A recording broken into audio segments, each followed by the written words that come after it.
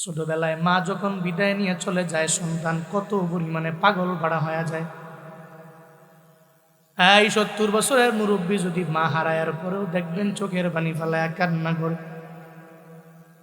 80 বছরের একটা মুরব্বী দেখবেন মা যখন বিদায় নিয়ে চলে যায়, মা মা বলে চিল্লায়, মনে হয় 10 বছরের একটা ছেলে। কেন রে? বলে মায়ের জন্য সন্তানের আবার আশেক হয়ে যায়।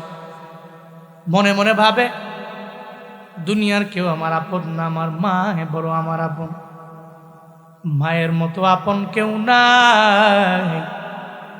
আব্দুল উজ্জা যখন দুনিয়া থেকে মা বিদায় নিয়ে চলে গেল, বাবা আর একটা বিয়া করে আনলো। এখন ঘরের মধ্যে নিচের আপন মা নাই, ঘরের মধ্যে আরেকটা ঘরের একটা নমুনি ঘরের মধ্যে আনলো। যার আপন মা নাই ওই বান্দা বুঝে আপন মায়ের কি পরিমাণে দাম।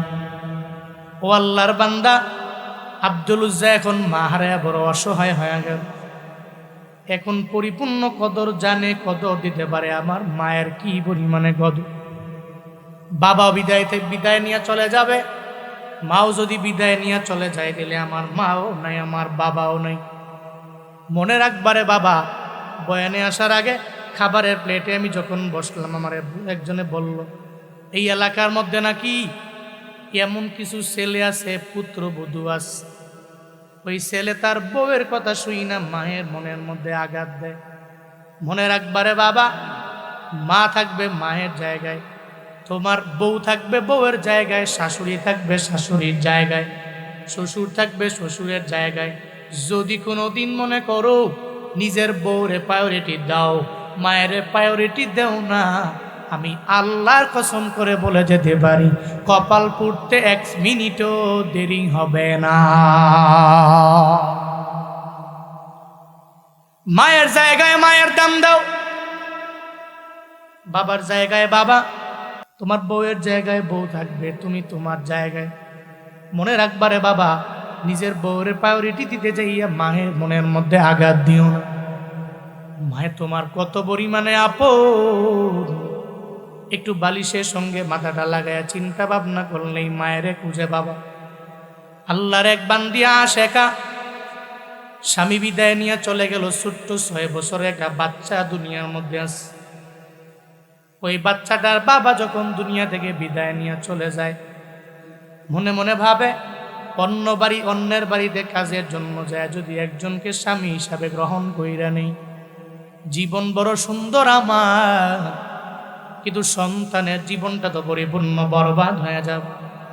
6 বছর এই বয়সের বাচ্চাটা মায় ফালায়া দিয়া যায় না, বরং অন্যের বাড়িতে কাজ করে ডিসিশন নিয়ে নিল, আমি জীবনেও কোনোদিন আর অন্য স্বামী ঘরের মধ্যে আনবো না, অন্য স্বামী ঘরের মধ্যে আমি যাব না। এই চিন্তা নিয়ে মা আগায়, মনে মনে ভাবে আমার 6 বছর বয়সী বাচ্চাটারে আমি লালন পালন করব, আমি তারে অন্যের বাড়িতে কাজ কইরা হলেও আমি তার জন্য একটু রিজিকের ব্যবস্থা আমি করে দিব, সকালের খাবারের ব্যবস্থা করব, দুপুরের খাবারের ব্যবস্থা আমি করব, রাতের খাবারের ব্যবস্থা আমি তার জন্য করে দিব। মনে মনে চিন্তা নিয়া যখন আগায়, একটা পর্যায়ে ওই ছেলেটার স্কুলের মধ্যে পড়ায়, মায় অন্যের বাড়ি কাজ করে টাকা আইনা সন্তানটারে মা স্কুলের মধ্যে পাঠায়। ম্যাট্রিক পরীক্ষার আগে ফর্ম ফিল আপ যখন করবি, ওই সময়ে ফর্ম ফিল আপ করার সময় স্যার বলে, এই ছেলে 1200 টাকা যদি দাও তাহলে ফর্ম ফিল আপ হবে, যদি না দাও তাহলে ফর্ম ফিল আপ হবে না, ফর্ম ফিল আপের টাকা লাগবে। এই কথা যখন ওই ছেলের সামনে স্যার আইসা বলে দিল, সঙ্গে সঙ্গে ওই ছেলে বলে, স্যার আমি পরীক্ষা দিতে রাজি না, আমি পরীক্ষা দিতে পারবো না, কারণ আমার বাবা নাই, আমার মায়ে অন্যের বাড়ি কাজ করে কোনো রকম আমার পরিবারটা চালায়, আমার সংসার চালায়, আমার কোনো রকম খরচ দিয়ে আমার স্কুলের মধ্যে পাঠায়। সঙ্গে সঙ্গে স্যারের জানায় দিল, আমি ম্যাট্রিক পরীক্ষা দিতে পারবো না, কারণ আমার টাকা নাই, মায়েরও বলতে পারবো না, ও মা আমার 1200 টাকা দিলে আমি ম্যাট্রিক পরীক্ষার ফর্ম ফিল আপ করতে পারবো, মায়ের জন্য বড্ড কষ্ট হয়ে যাবে। এই চিন্তা নিয়ে যখন ওই সন্তানটা বলে, স্যার আমি পরীক্ষা দিতে রাজি না, আমি পরীক্ষাও দিব না। এটা বইলা যখন বাড়ির মধ্যে যায়, সুন্দর করে সন্তানটা খাবার খায় না। একটা পর্যায়ে ওই সন্তানটা টেবিলের মধ্যে বইসা বইসা চিন্তা করে, আমি যদি এখন আমার মাকে বলি, ও মা তুমি আমারে 1200 টাকা দাও, আমার মায়ের মনটা বড় খারাপ হয়ে যাবে, অন্যের বাড়ি যাবে, পরিশ্রমের মাত্রাটা অনেক পরিমাণে বাড়ায়া দিব, আমার মায়ে বারণ করবে না, নিষেধ করবে না, পরীক্ষা দেওয়া লাগবে না। এই চিন্তা নিয়ে সুন্দর করে খাবার দাবার খায় না, পড়ার টেবিলেও যায় না, পড়ার টেবিলের মধ্যেও সন্তানটা যখন বসে না। কিন্তু মায়ের মন তো কেমন জানো নি রে বাবা, আল্লাহ পাক মায়ের অন্তরের মধ্যে এমন একটা রাডার ফিট করে দিলেন, মায়ে তো ভালো করে জানে এই সন্তানটার কোন সময়ে কি প্রয়োজন হয়ে যাবে, ভালো করে জানে। মা তো জানে সন্তান যখন ঠিক মতো খাবারের প্লেটের মধ্যে বসে না, টেবিলেও বসে না, পড়ার টেবিলের মধ্যেও যখন বসবার চায় না, এবার সঙ্গে সঙ্গে মায়ে তার দরবারে হাজির হয়ে যায়। তাকে যা বলে, সন্তান রে তুই ঠিক মতো খাবার খাও না কেন? আমি মায়েরে বলো কেন পড়ার টেবিলের মধ্যে বসো না, আমি মায়েরে জানায়া দাও। ওই সন্তান ডেকে বলে, ও মা আমার, আমি তো ঠিক মতো পড়ি, ঠিক মতো খাই, কিন্তু আপনারে বলতে পারবো না। আমি বলতে পারবো না কেন? আমার মনটা খারাপ। আমারে বলবেনও না, আমারে জিজ্ঞাসাও করবেন না, আমার কেন মনটা খারাপ হয়ে গেল। এরপরে সন্তান যখন বারবার মায়া আবদার করার জন্য বলবার চায় না, বারবার আবদার করে, এরপরেও সন্তান মায়ের দরবারে বলে না।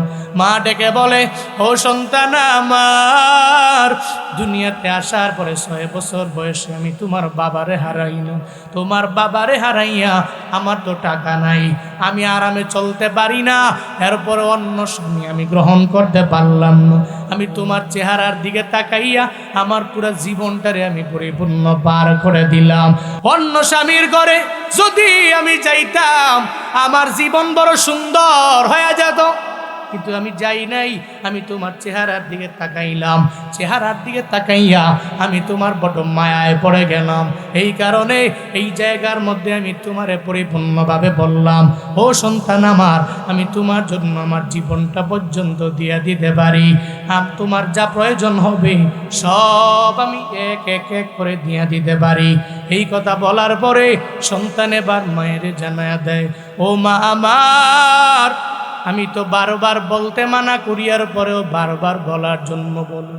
আমি স্কুলের মধ্যে যাওয়ার পর মেট্রিক পরীক্ষার জন্য আমার স্যার আমারে বলল 1200 টাকা দেওয়া লাগবে। আমি আপনার কাছে এসে আইসা বলতেও পারবো না, মা গো আমারে 1200 টাকা দাও, এই টাকাটা নিয়ে ফর্ম ফিল আপের জন্য আমি যাব। আমি চাই না মায়ের কষ্ট হোক, কারণ সারাটা জীবন তো মায়ের জ্বালাইলাম, মায়ের প্রতি এত পরিমাণে আমি অকৃতজ্ঞ হতে পারি না গো মা আমার। আমি স্যারকে বলে আসলাম, স্যার আমার ফর্ম ফিল আপ করার কোনো প্রয়োজন নাই। ও স্যার আমার পরীক্ষা দেওয়ারও কোনো প্রয়োজন নাই। মা চোখের পানি ছেড়ে দেয় আর বলে, ও সন্তান দাঁড়াও। মায়ের দরবারে বলার পরে আমি মায়ে তো তোমারে ফিরে দিতে পারি না, একটু দাঁড়াও না, তোমার জন্য আমি ব্যবস্থা করতে পারি। সঙ্গে সঙ্গে মায়ে ওই রুম চেঞ্জ করে আর একটা রুমের মধ্যে যায়। একটা ব্যাংটুয়া, ওই ব্যাংটুয়াটা যখন ঘরের মধ্যে আসছিল ওগুলো নিয়ে আস। ব্যাংকটা আইনা সন্তানের হাতের মধ্যে হ্যান্ড ওভার করে দেয় আর বলে, ও সন্তান, এই ব্যাংকটা তোমার হাতের মধ্যে দিলাম, একটু ব্যাংকে দেখো না ব্যাংকের মধ্যে কয় টাকা আছে। সন্তানটা ব্যাংকটা ধরলেন, যখন ব্যাংকটা সঙ্গে সঙ্গে ভেঙে ফেললো, দেখে ব্যাংকটাতে টাকা গইনা 1300 টাকার মতো ওই ব্যাংকের মধ্যে আছে।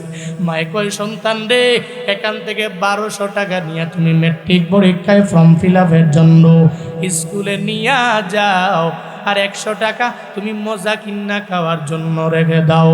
সন্তান ডেকে বলে, ও মা আমার, আমি তো বিষয়টা বুঝতে পারলাম না। ও মা গো, এই ব্যাংক থেকে আনলেন, আবার ব্যাংকের মধ্যে এত টাকা আপনি কেমনে জোগাড় করলেন, আমার বুঝে হয় না। মা জানায়া দেয়, ও সন্তান আমার, যেদিন থেকে আমি তোমার বাবারে হারাইছি, ওই দিন থেকে আমি স্বামীরে হারাইয়া তোমার চেহারার দিকে তাকায় আমি মনে করলাম মৃত্যু পর্যন্ত আমি তোমারে পরিপূর্ণ সাপোর্ট দিয়ে দিব। তুমি যেই জায়গার মধ্যে বিপদে পড়বা, মুসিবতের মধ্যে পড়ে যাবা, আমি মা গিয়া তোমার ব্যাকগ্রাউন্ডে দাঁড়ায়া যাব। ও সন্তান রে, প্রতিদিন যখন তুমি স্কুলে যাও, যাওয়ার সময় আমি মা তোমাকে বললাম একটা ডিম সিদ্ধ করে করে আমি তোমারে খাওয়াইয়া এরপরে স্কুলের মধ্যে আমি তোমারে পাঠাইয়া দিতাম। তুমি মনে মনে মনে ভাবতা মার জন্য একটা, আমার জন্য একটা, আমি না খাইলে তুমি রাগান্বিত হয়ে যাইতা। এই দুইটা ডিম আমি প্লেটের মধ্যে রাখতাম, তোমাকে আমি কথার ধ্যানের মধ্যে ভুলের মধ্যে ফালায়া সময়টা চলে যাইতো, তুমি একটা ডিম খাইতা আর একটা ডিম আমি মা খাইতাম না। ওই ডিমটা বিক্রি করতাম আর ওই টাকাটা আমি ব্যাংকের মধ্যে জোগাড় করে রেখে দিতাম। আর ওই টাকা জোগাড় করতে করতে আজকে ব্যাংকটাতে 1300 টাকা পরিপূর্ণ হয়ে গেল। ও সন্তান, তুমি জানো না আমি মা তো পারি নিজের কিডনিটা পর্যন্ত বিক্রি করে দেয়া হলেও সন্তানকে আমি পরিপূর্ণ সুখে সাগরে নিয়ে যেতে পারি, ঠিক কিনা? লাকাদ কানা লাকুম ফি রাসূলিল্লাহি উসওয়াতুন হাসানা। আল্লাহ পাক বলেন, মদিনাওয়ালা নবীর মাঝেই তো তোমাদের জন্য রয়েছে উত্তম আদর্শ। ওই আদর্শ গ্রহণ করে নাও, ওই আদর্শের মালা গলার মধ্যে লাগায় বান্দা তুমি আগায় যাও। আল্লাহ পাক বলেন, দুনিয়াতে কত মানুষের আদর্শ তুমি দেখতে চাও, সব আদর্শ যদি একটা পাল্লায় রেখে দাও, মদিনাওয়ালা নবীর আদর্শ যদি আর এক পাল্লায় মাপার জন্য রেখে দাও, তো দুনিয়ার সব মানুষের আদর্শের পাল্লাটা হালকা হয়ে যাবে, আমার মদিনাওয়ালা নবীর আদর্শের পাল্লাটা ভারী হয়ে যাবে। আল্লাহ পাক বলেন, তুমি খানার প্লেটের মধ্যে বসো, ওই জায়গায় আমার মায়ার নবীর সুন্নত আছে না নাই? আসেনি? রাস্তা দিয়ে হাঁটলেন, হাঁটার সময় ডানে হাঁটবেন না বামে হাঁটবেন, হাঁটার সময় কেমন কথাবার্তা বলবেন, ওই জায়গার মধ্যে আমার নবীর আদর্শ আছে না নাই? দুইজনের সাথে মোলাকাত হলো, দুই বন্ধু কেমনে কথা বলবে, কিভাবে বলবে, ওই জায়গায় নবীর আদর্শ আছে না নাই?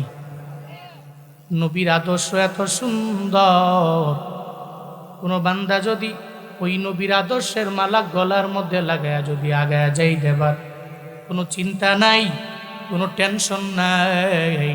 আল্লাহ বলেন, আসমানের নিচে জমিনের উপরে তার চাইতে দামি আর কেউ নাই। জুনায়েদ আল হাবিবের মহাব্বত করে মানুষ কেন?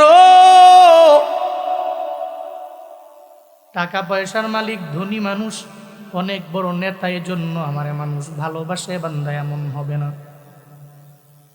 আমার জুব্বা বড় সুন্দর বড় দামি, এজন্য মানুষ আমারে ভালোবাসে না। কেন ভালোবাসে? আজকে আমি জুব্বাটা কইলা, শার্ট প্যান্ট টাই লাগায়া যদি টুপিটারে বাদ দিয়া চুলের মধ্যে একটা কাটিং লাগায়া যদি আমি সমাজের মধ্যে চলাফেরা করি, খোদার কসম করে বলি একটা মানুষও আমারে ভালোবাসবে না, ঠিক কিনা? কেউ ভালোবাসবে না। আমি যদি জুব্বা খুলে প্যান্ট শার্ট পইরা টাই লাগায়া চুলের একটা বাম্পার কাটিং দিয়া যদি ঘুরি, আর কেউ ভালোবাসবে না। কেমন ভালোবাসে? কে? নবীর আদর্শ। জুব্বা আছে, টুপি পরছি, দাড়িটাকে লম্বা করি, দাড়িতে জীবনে কোনোদিন খুর লাগাই নাই, ক্লিন শেভ করি নাই, এই কারণে মানুষ পছন্দ করে। আল্লাহ পাক বলছেন, তোর জন্য তো উত্তম আদর্শ নবী আসমানের নিচে জমিনের উপরে, এই আদর্শের মালা যদি কেউ গলায় লাগায়, তার মতো দামি এই পৃথিবীতে কেউ হতে পারবে না। চিল্লা কও, ঠিক কিনা? এই জন্য আল্লাহ পাক জানায়া দিলেন, মদিনাওয়ালা নবীর আদর্শের মালা গলায় লাগাও। যদি আদর্শের মালা গলায় লাগাই তাহলে ফায়দা হবে দুইটা, আল্লাহ জানায়া দেয়। কুল ইন কুনতুম তুহিব্বুনাল্লাহ ফাত্তাবিউনি ইউহিব্বুকুমুল্লাহ ওয়া ইয়াগফির লাকুম যুনুবাকুম আল্লাহু গফুরুর রহিম।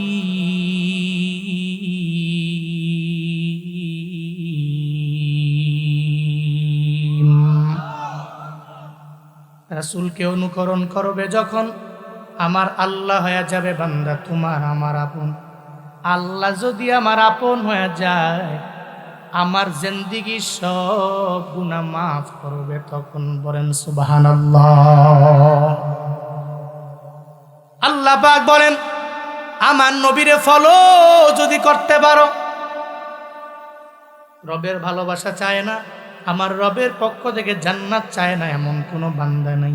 সব বান্দা জান্নাতি হওয়ার জন্য এই যে ফজরে যায়, জোহরে যায়, আসরে যায়, মাগরিবে যায়, এশায় যায়, এই যে ঘুম বাদ দিয়া মাহফিল শোনার জন্য ময়দানের মধ্যে আসলেন রে বাবা, টাকার জন্য না, বাড়ি গাড়ির জন্য না, বরং রবের জান্নাত কেমনে পাওয়া যায় এই চিন্তা নিয়ে বান্দা সব জায়গায় জায়গায় দৌড়া যায়। শুধু তাই না রে বাবা, কত এলাকায় গেলে যুবক দোয়ার জন্য আসে, হুজুর 10 কিলোমিটার বাইক চালাইয়া দোয়া নেওয়ার জন্য আসলো। কেন রে? বলে হুজুর যাতে করে দোয়া দিয়া উলামায়ে কেরামদের সাথে জান্নাতের মেহমান হতে পারে। এই চিন্তা নিয়ে আগায়। আল্লাহর ভালোবাসা পাওয়ার জন্য মানুষ বড় পাগল। আল্লাহর ভালোবাসা তখনই তুমি পাবা যদি আমার মদিনাওয়ালা নবীর আশিক হয়ে যাও। ওই নবীর আশিক যদি হতে পারো রে গোলাম, আল্লাহকে ভালোবাসা লাগবে না, আল্লাহই তোমারে ভালোবাসবে। কে ভালোবাসবে? নবীরে ভালোবাসলে আল্লাহ পাক বলছেন ইউহিব্বুকুমুল্লাহ, আল্লাহই তোমাদেরকে ভালোবাসবে। আর আল্লাহ যদি ভালোবাসে তাহলে ফায়দা আছে নি? আল্লাহ যারে ভালোবাসে ও কি জাহান্নামে যাবে না জান্নাতে যাবে? এই জাহান্নামে না জান্নাতে? সুজা সাপটা ব্যাপার। বন্ধু বন্ধুর জন্য পাগল, পাগল না? তারে আমি ভালোবাসি, তারে আমি পছন্দ করি।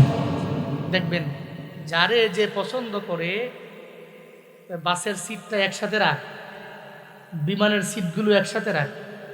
ওই যে উমরা করার জন্য প্রতি বছর তো আল্লাহ নেয়, আলহামদুলিল্লাহ, অহংকার না। দেখি তো অনেক মুরব্বী হাজি আছে এলাকায় একসাথে চলে, তো বিমানের সিটে গিয়েও কয় আমার বন্ধু লোকে বন্ধু। সুবহানাল্লাহ পড়বেন না? সৌন্দর্য, এটা কি সৌন্দর্য? বন্ধুত্ব। এর মানে সে চায় মৃত্যুর আগ পর্যন্ত আমার বন্ধুকে আমার পাশে আমি রাখতে চাই, সে আমার পাশেই থাকবে। বিমানে উঠলে সিট লাগবে, সিট টুগেদার। বাসে উঠলেও সিট লাগবে, সিট টুগেদার। আমি সিএনজিতে উঠলে ওখানেও লাগবে আমার একসাথে বন্ধুর সাথে বন্ধু। কি মহাব্বত! বন্ধু বন্ধুরে ভালোবাসে জীবন পর্যন্ত দেয়। আল্লাহ যদি কারো ভালোবাসে, কোনো ব্যক্তিরে ভালোবাসে, কোনো বান্দারে ভালোবাসে, তাহলে কি ফায়দা হবে? আল্লাহ তার জিন্দেগির সমস্ত সগীরা গুনাহগুলোকে মাফ করে দিবে। আরো আওয়াজ করে পড়বেন না সুবহানাল্লাহ? এই জন্য আল্লাহ পাক জানায়া দিলেন, বান্দা তুমি মদিনাওয়ালা নবীরে ভালোবাসা আরম্ভ করে দাও। ওই নবীর আদর্শের মালা গলায় লাগাইলে ফায়দা তোমার দুইটা। 1 নম্বরে আল্লাহ ভালোবাসবে, আর 2 নম্বরে আমার মাওলা জিন্দেগির গুনাহ মাফ কইরা দিবে। হযরতে বেলাল কত পরিমাণে কালো সাহাবীর নাম। ওই বেলাল আমার রবের দরবারে কেন এত দামি হয়ে গেল? যেই বেলালের কালো চেহারার কারণে চেহারাই দেখা যায় না, হাসি দিলে শুধু দাঁত দেখা যায়, কিন্তু আল্লাহ পাক হযরতে বেলালের এত পরিমাণে দামি বানায়া দিলেন। মায়ার নবী যখন মেরাজে গেছেন, ওই জায়গায় গিয়ে শুনে হযরতে বেলালের হাঁটার আওয়াজ পাওয়া যায়। নবী ডেকে বলে, জিবরাইল, এই যে হাঁটার আওয়াজ শুনতে পাই এটা কার বলে দাও। জিবরাইল বলে, নবী আমার, আপনার একজন সাহাবী আছে, কালো সাহাবী, যেই বেলাল আযান না দিলে ফজর হয় না। ওই বেলালের হাঁটার আওয়াজ আপনি আরশে মুআল্লা পর্যন্ত বেলালের হাঁটার আওয়াজ পরিপূর্ণ পৌঁছায় গেল। ওই বেলাল নবীর বংশের কেউ না, কিন্তু আমার রবের দরবারে কত দামি জানো? আল্লাহ পাক কত সম্মানিত বেলালের করলেন, কেন জানোনি? আমার মদিনাওয়ালা নবীর আদর্শের মালা গলার মধ্যে লাগায় বেলা লাগায় গেল। এই জন্য আল্লাহ হযরতে বেলালের দামও বাড়ায় দেন। আবু তালেবের দাম বাড়ে নাই।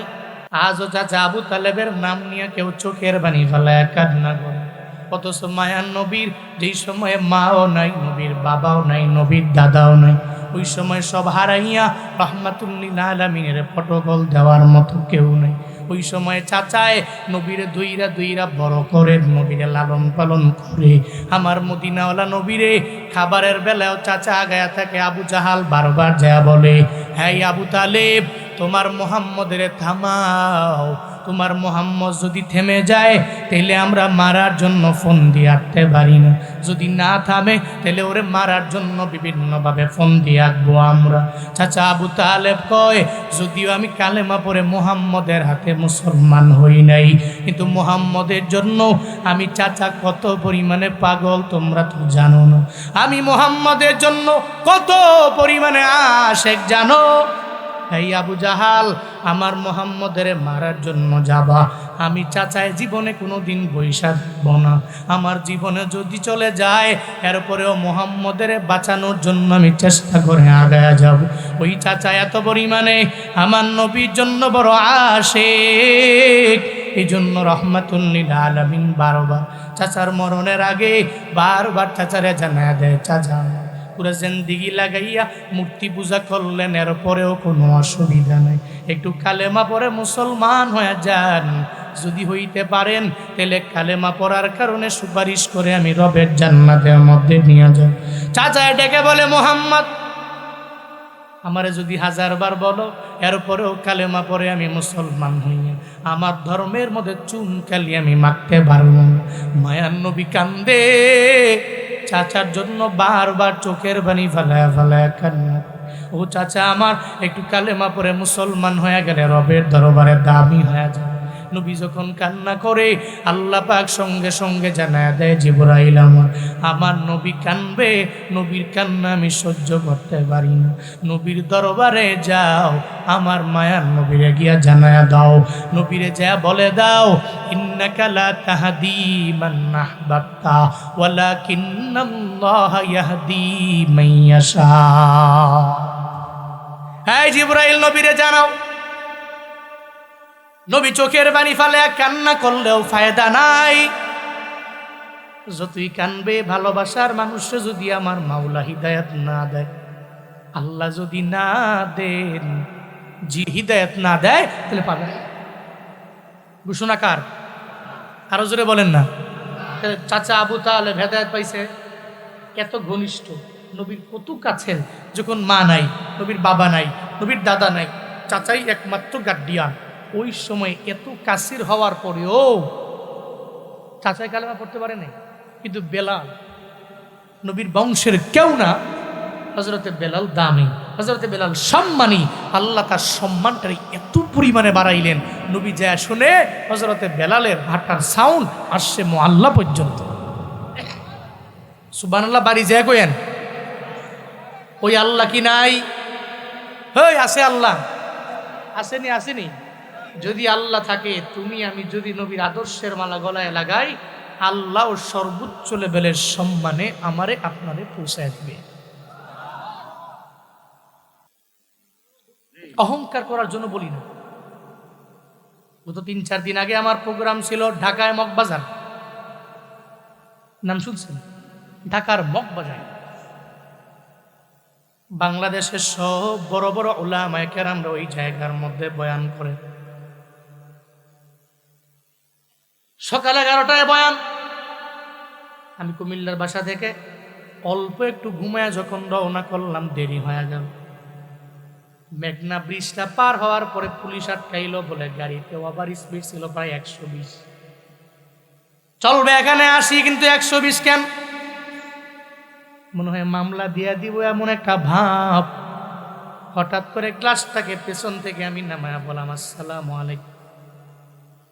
বলো, হুজুর আমার বাড়ি খুলনা, আপনি জুনায়েদ আল হাবিব, আপনার বয়ান আমি শুনি না। কত মা বাবার বয়ান শুনি না, চোখের বাণী ফেলায়া ফেলায় আমি কান্না করছি। হুজুর অসুবিধা নাই, কই যাবেন? আমি কই মাহফিলে যাবো। বাংলাদেশ এখন স্বাধীন, যান মানুষগুলোরে মহাব্বত কইরা দিনের বয়ানগুলো, ইসলামের বয়ানগুলো শোনায়া দেন।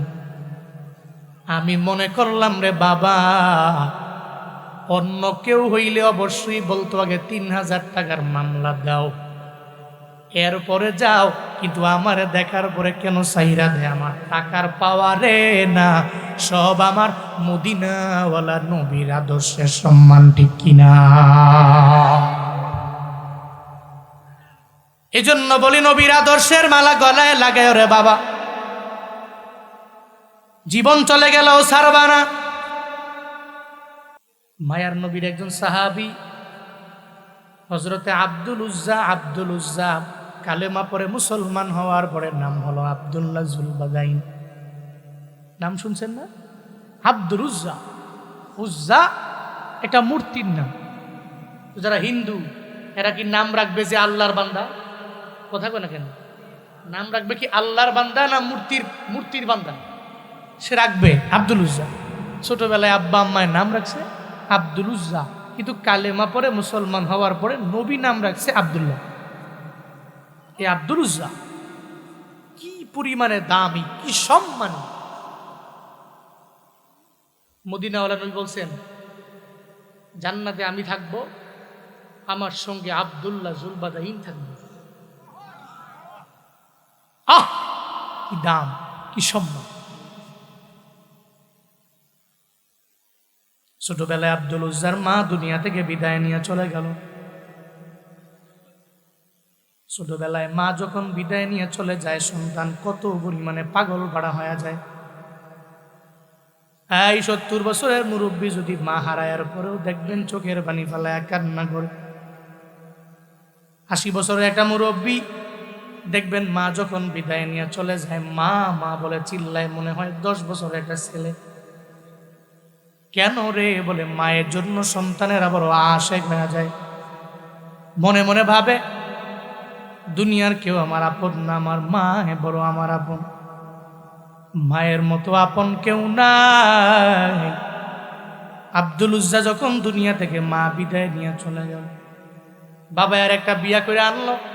এখন ঘরের মধ্যে নিচের আপন মা নাই, ঘরের মধ্যে আরেকটা ঘরের একটা নমুনি ঘরের মধ্যে আনলো। যার আপন মা নাই, ওই বান্দা বুঝে আপন মায়ের কি পরিমাণে দাম।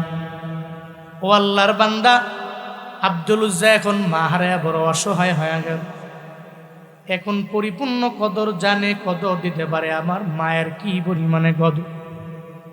বাবা বিদায় নিয়ে চলে যাবে, মাও যদি বিদায় নিয়ে চলে যায়, তাহলে আমার মাও নাই, আমার বাবাও নাই।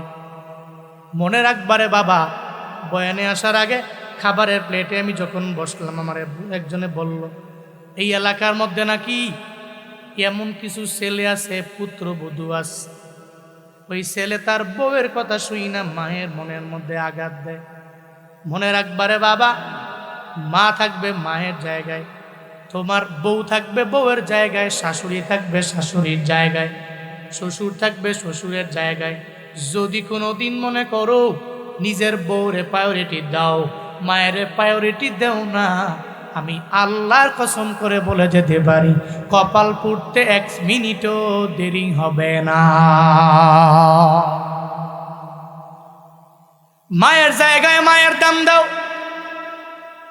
বাবার জায়গায় বাবা, তোমার বউয়ের জায়গায় বউ থাকবে, তুমি তোমার জায়গায়।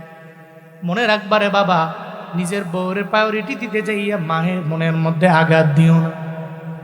মায়ে তোমার কত পরিমাণে আপন। একটু বালিশের সঙ্গে মাথাটা লাগায়া চিন্তা ভাবনা করলেই মায়েরে খুঁজে বাবা। আল্লাহর এক বান্দিয়া আশেকা, স্বামী বিদায় নিয়ে চলে গেল, ছোট্ট ৬ বছরের একটা বাচ্চা দুনিয়ার মধ্যে আছে। ওই বাচ্চাটার বাবা যখন দুনিয়া থেকে বিদায় নিয়ে চলে যায়, মনে মনে ভাবে, অন্যের বাড়িতে কাজের জন্য যায়, যদি একজনকে স্বামী হিসাবে গ্রহণ কইরা নেই, জীবন বড় সুন্দর আমার, কিন্তু সন্তানের জীবনটা তো পরিপূর্ণ বরবাদ হয়ে যাবে। 6 বছর এই বয়সের বাচ্চাটা মায় ফালায়া দিয়া যায় না, বরং অন্যের বাড়িতে কাজ করে ডিসিশন নিয়ে নিল, আমি জীবনেও কোনোদিন আর অন্য স্বামী ঘরের মধ্যে আনবো না, অন্য স্বামী ঘরের মধ্যে আমি যাব না। এই চিন্তা নিয়ে মা আগায়, মনে মনে ভাবে আমার 6 বছর বয়সী বাচ্চাটারে আমি লালন পালন করব, আমি তারে অন্যের বাড়িতে কাজ কইরা হলেও আমি তার জন্য একটু রিজিকের ব্যবস্থা আমি করে দিব, সকালের খাবারের ব্যবস্থা করব, দুপুরের খাবারের ব্যবস্থা আমি করব, রাতের খাবারের ব্যবস্থা আমি তার জন্য করে দিব। মনে মনে চিন্তা নিয়া যখন আগায়, একটা পর্যায়ে ওই ছেলেটার স্কুলের মধ্যে পড়ায়, মায় অন্যের বাড়ি কাজ করে টাকা আইনা সন্তানটারে মা স্কুলের মধ্যে পাঠায়। ম্যাট্রিক পরীক্ষার আগে ফর্ম ফিল আপ যখন করবি, ওই সময়ে ফর্ম ফিল আপ করার সময় স্যার বলে, এই ছেলে 1200 টাকা যদি দাও তাহলে ফর্ম ফিল আপ হবে, যদি না দাও তাহলে ফর্ম ফিল আপ হবে না, ফর্ম ফিল আপের টাকা লাগবে।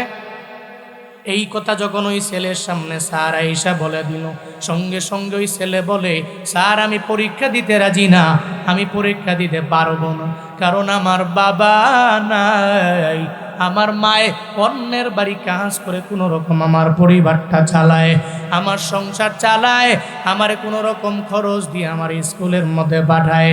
সঙ্গে সঙ্গে স্যারের জানায় দিল, আমি ম্যাট্রিক পরীক্ষা দিতে পারবো না, কারণ আমার টাকা নাই, মায়েরও বলতে পারবো না, ও মা আমারে 1200 টাকা দিলে আমি ম্যাট্রিক পরীক্ষার ফর্ম ফিল আপ করতে পারবো, মায়ের জন্য বড্ড কষ্ট হয়ে যাবে।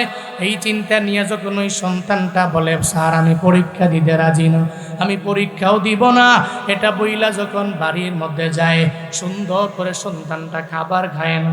একটা পর্যায়ে ওই সন্তানটা টেবিলের মধ্যে বৈশা বৈশা চিন্তা করে, আমি যদি এখন আমার মাকে বলি, ও মা তুমি আমারে 1200 টাকা দাও, আমার মায়ের মনটা বড় খারাপ হয়ে যাবে, অন্যের বাড়ি যাবে, পরিশ্রমের মাত্রাটা অনেক পরিমাণে বাড়ায়া দিব, আমার মায়ে বারণ করবে না, নিষেধ করবে না, পরীক্ষা দেওয়া লাগবে না।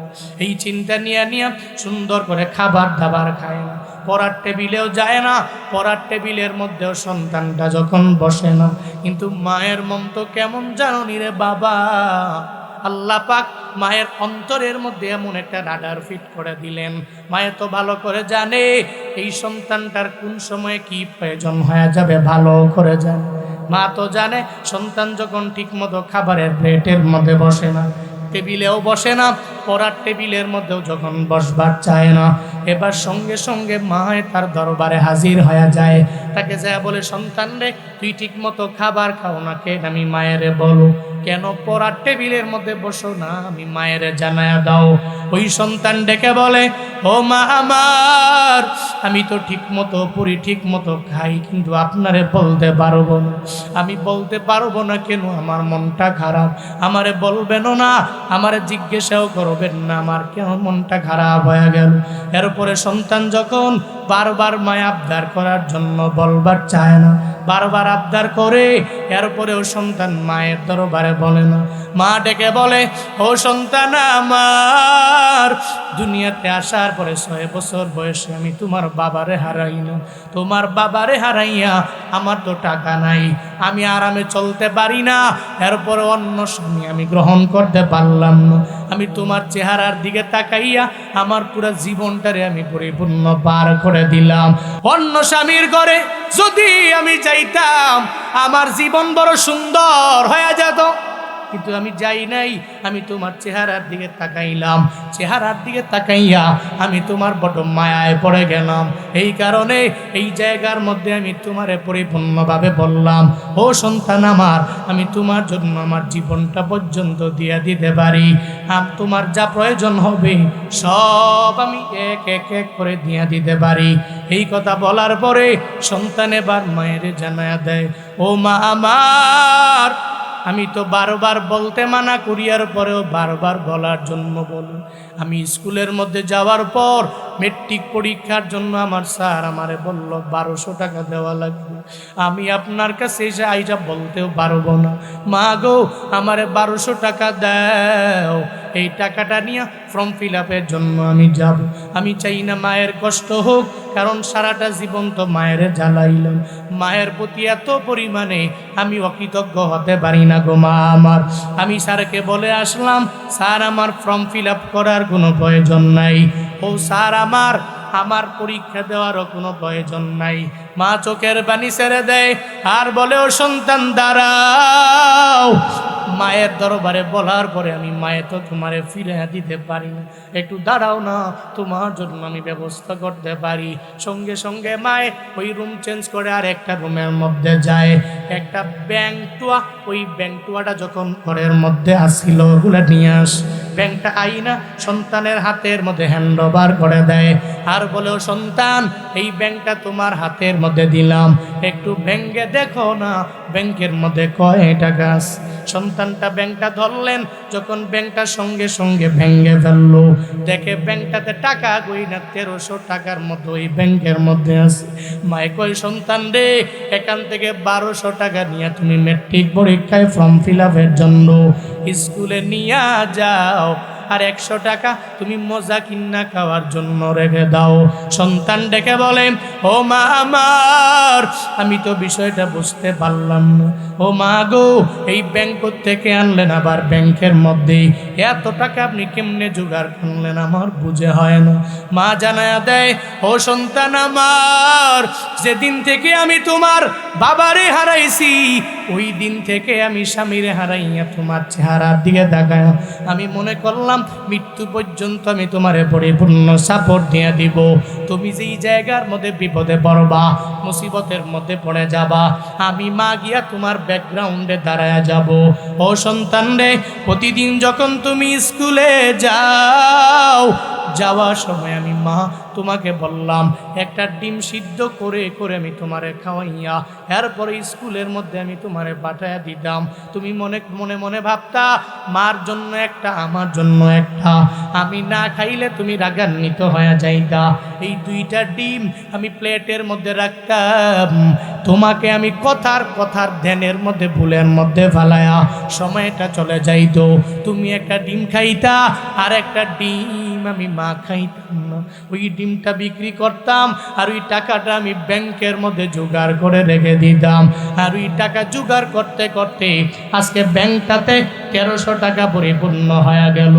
ও সন্তান, তুমি জানো না আমি মা তো পারি নিজের কিডনিটা পর্যন্ত বিক্রি করে দেয়া হলেও সন্তানকে আমি পরিপূর্ণ সুখে সাগরে নিয়ে যেতে পারি, ঠিক কিনা? মা পারে, কেমনে পারে? কিডনিটা বেচ্চা দিয়া হইল তুমি সুখে থাকো, আমি মা দুঃখের সাগরে ভেসে যাই, কিন্তু তোমাকে আমি সুখী রাখি। প্রত্যেকটা মা এটা পারে, কিন্তু কপাল পরা সন্তান কিছু আছে রে। 25 বছরে বিয়ে একটা কইরা ঘরের সুন্দরী রমণী আছে, উরিস কি সুন্দর সুন্দরী রমণী রে পায়া, মা তো দরকার নাই। এখন মায়ের রান্না বান্না করে খাওয়ায় না, বউ তো আছে না নাই? এই চিন্তা নিয়ে আগাও। তুমি মনে করো এখন মায়ের দরকার নাই, বউ আছে, সন্তান আদি যদি হয় তো আছে, এদেরকে নিয়ে চলতে পারলেই তো হইল। এখন আর মায়ের খবর নে না, 1-1.5 বছর 2 বছর পরে মনে মনে কয়, বউ যায় পরামর্শ দেয়, দূর গ্রামের বাড়িতে ভাল লাগে না, এখানে থাইকো না, তোমার মায়ে খালি cat cat cat cat cat cat করে, চলো না একটু বড় শহরের মধ্যে যাই, একটু আরামে থাকি, একটু আরামে নিজের সংসারটাকে পরিচালনা করি। কপাল পোড়া যুবক বউয়ের কথা শুই না, আব্বা আম্মার কথা ভুইলা যায়া শহরে বাসা লইয়া আরামে ঘুমাও, অসুবিধা নাই। তুমি মায়ের খবর নেও না, বাবার খবর নেও না। খুদা কা কসম করে বলতে পারি, মা শুধু বদদুয়া দিলেই বদদুয়া লাগবে, বিষয়টা এমন নয়। মায়ের মনের আঘাত রবের আরশে মুআল্লা পর্যন্ত কম্পিত হয়ে যায়। মায়ের মনের আঘাত আল্লাহর আরশে মুআল্লাকে কম্পন সৃষ্টি করে দেয়। এই জন্য নিয়ত করেন, জীবনে কোনোদিন মায়ের মনে আঘাত দেওয়া যাবে যাবে। আল্লাহ মাকে ভালোবাসার মতো তৌফিক দান করেন। আল্লাহ যাদের মা বেঁচে আছে হায়াতে বরকত দান করেন, সকলেই পড়ি আমিন। জীবনের মূল কষ্ট মায়ের, প্রসব বেদনায়, সাত আসমান সাত জমিন তখন মায়েরই মাথায়। জীবনের মূল কষ্ট মায়ের, প্রসব বেদনায়, সাত আসমান সাত জমিন তখন মায়েরই মাথায়। এমন মাকে কেমনে আজি, এমন মাকে কেমনে আজি যাব আমি ভুলিয়া। ও আমার প্রাণের মা, মা গো মা, কোথায় গেলে মোরে ছাড়িয়া। জনম দুঃখী এতিম আমি, চায় না কেহ ফিরিয়া। জনম দুঃখী এতিম আমি, চায় না কেহ ফিরিয়া। আমি যখন ছিলাম আমার মায়েরি উদরে,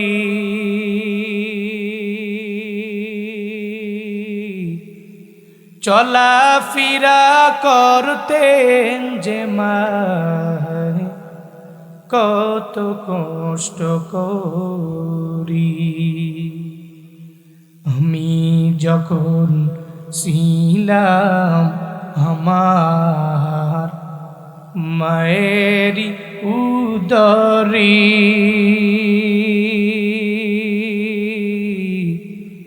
চলা ফিরা করতেন যে মায়, কত কষ্ট করি। আমার সুন্দর মুখ দেখে মায়ের, আমার সুন্দর মুখ দেখে মায়ের, ব্যথা যায় দেয় হাসায়া। ও আমার প্রাণের মা, মা গো মা, কোথায় গেলে মোরে ছাড়িয়া। জনম দুঃখী এতিম আমি, চায় না কেহ ফিরিয়া। জনম দুঃখী এতিম আমি, চায় না কেহ ফিরিয়া। জনম দুঃখী এতিম আমি, চায় না কেহ ফিরিয়া।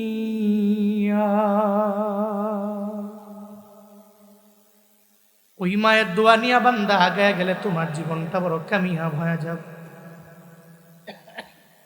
ওই মায়ের দোয়া নিয়ে চলিও সলঙ্গার যুবকেরা, ওই মায়ের ভালোবাসা নিয়ে আগায় যাও। দুনিয়াতে চলার পথে দাম বাড়বে, সম্মান বেড়ে যাবে। জুনায়েদ আল হাবিব কেমনে পারি, কেমনে বয়ান করি।